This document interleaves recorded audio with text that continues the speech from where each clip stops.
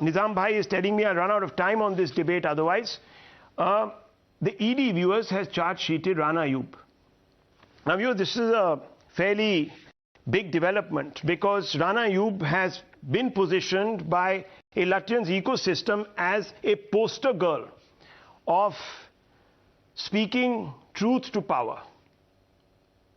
Yes, viewers, speaking truth to power.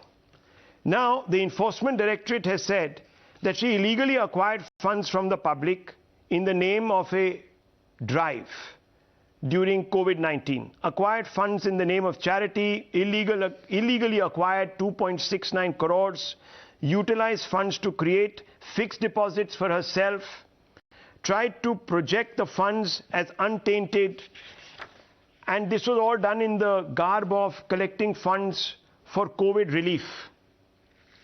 The agency says not only did she try to cheat the public, but also it says she allegedly tried to project the funds as untainted.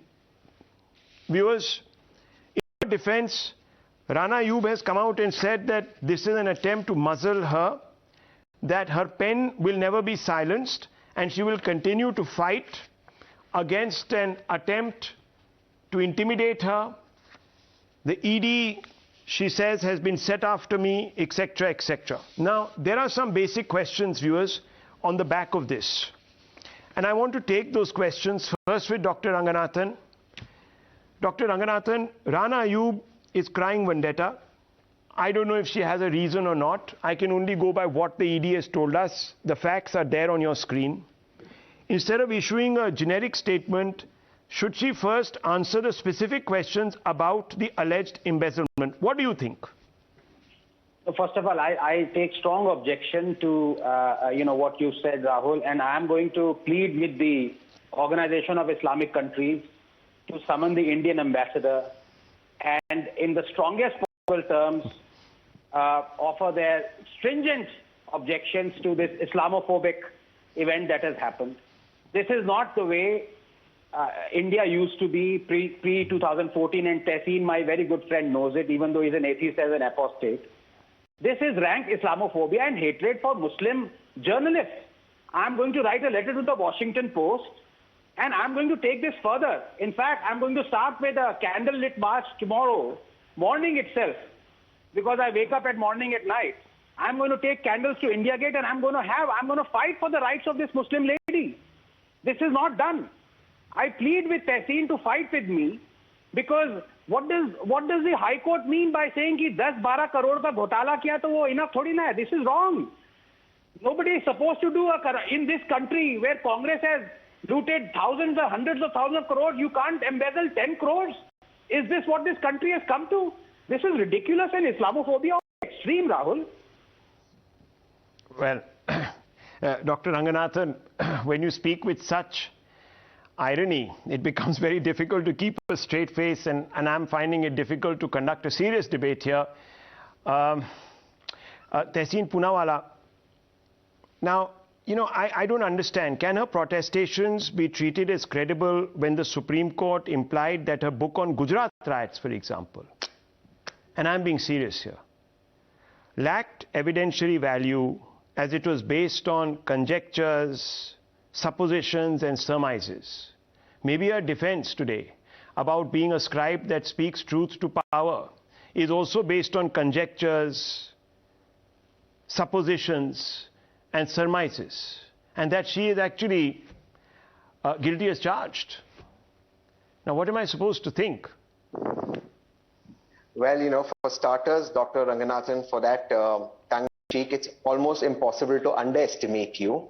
But here's what facts that I will want to absolutely put on record, irrespective of which embassy you reach out to summon our ambassadors. The fact of the matter is that this government has been the most secular government in the history of India. And secularly, in a secular manner, they've gone after every single critic of theirs. In a secular manner, the Enforcement Directorate, and I quote Dr. Ranganathan, have they gone after you? Have they gone after you? I'm sure they're seeing all the food bills that I've been taking out for lunch with and come after me on that. But let me come to the issue on that, because that's not, because you're one expensive person no to take one has out on criticized lunch. this government more than you. Tehseen, let's be honest here.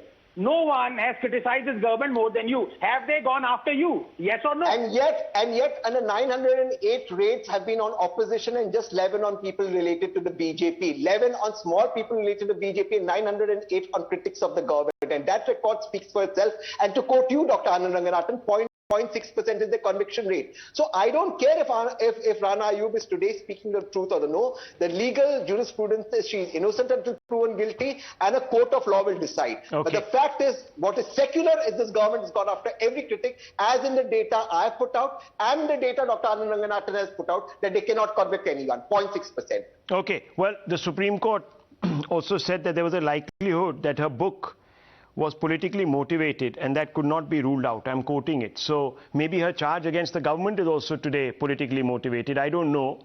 But let me tell you, viewers, that this is not the first person from this ecosystem that has been sort of accused, let me put it that way, of using their position to play politics. Teesta Setalwar, charged for forgery and fabricated evidence, charged for embezzling funds from riot victims. This is after the Supreme Court came on her. R.B. Sri Kumar, the Supreme Court said coalesced efforts to create a sensation in the context of the Gujarat riots, claims made false to their own knowledge. Can you believe it, viewers? This is the Supreme Court saying. Sanjeev Bhatt, charged for fabricating false evidence. Supreme Court said false claims made, exposed by the SIT, again in the Gujarat riots. Rana Ayyub was also, of course, as I said, wrote about the Gujarat riots. Charged for illegally acquiring funds, charged for cheating general public. This is the claim against Rana Ayyub. Satish Verma, dismissed from service before retirement, dismissed for denting international relations. But I just want to tell you, don't dent international relations between India and Pakistan, Dr. Ranganathan, by protesting against Islamophobia outside the Pakistan embassy. I'm telling you, you're going to invite problems. That's the greatest state secret. And you will call it out. Do not do that. I end this show. News are coming up.